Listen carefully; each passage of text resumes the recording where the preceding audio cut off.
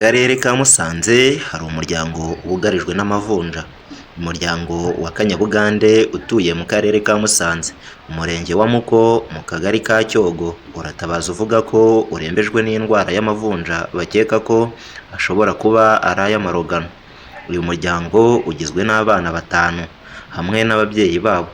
Bagaragaza ko ntacyo badakora bagira ngo barwanye ubu burwayi ariko ntacyo bitanga, dore ko bamaze kwimuka ubugira kane nk'uko babitangaje muri TV1.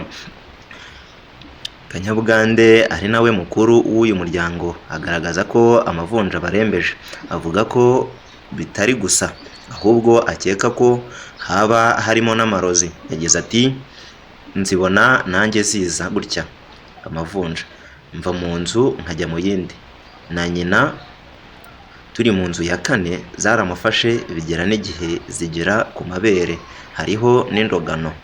Ku rundi ruhande, abaturanyi b'uyu muryango bagaragaza ko iyi ndwara y'amavunja idaterwa n'amarozi cyangwa ikindi ahubwo bavuga ko ari isuku nkeya ibibatera, cyane ko iyo ugeze mu nzu yabo uhabonamo umwanda kandi itanakurungiye.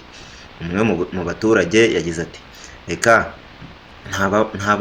nta bamuroze ahubwo ni isuku nkeya, akoze isuku akajya akaraba mbese nyine akiyitaho nta kibazo yagira."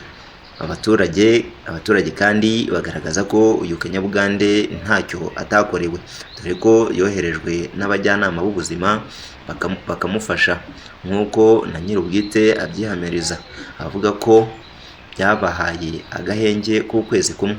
Bisengimana Janvier, umuyobozi w'umurenge wa Muko ari nawo uyu muryango utuyemo, avuga ko uyu muryango wimukiye vuba muri uyu murenge ariko hari icyo bagiye kubafasha nk'uko basanzwe bafasha abandi baturage hafi. Yagize ati "Nasanze uriya mugabo amaze igihe gito yimukiye muri uriya mudugudu avuye mu murenge wa Nkotsi, gusa nk'undi munyarwanda wese turakomeza kumuba hafi, turaza kuvugana n'umugore we, gusa igihari ni ugukomeza kumukurikirana. Ntabwo ari uyu muryango wonyine urwaye indwara y'amavunja nk'uko byemezwa na bamwe mu baturage batuye mu kagari ka Cyogo ko mu murenge wa Muko. Bavuga ko hari n'abandi barwaye iyi ndwara iri guturuka ku mwanda ariko bemeza ko bakoze isuku byabafasha kuyihashya burundu. Habimana Jean d'Amour, mu karere ka Musanze. Aya ni amakuru agezweho.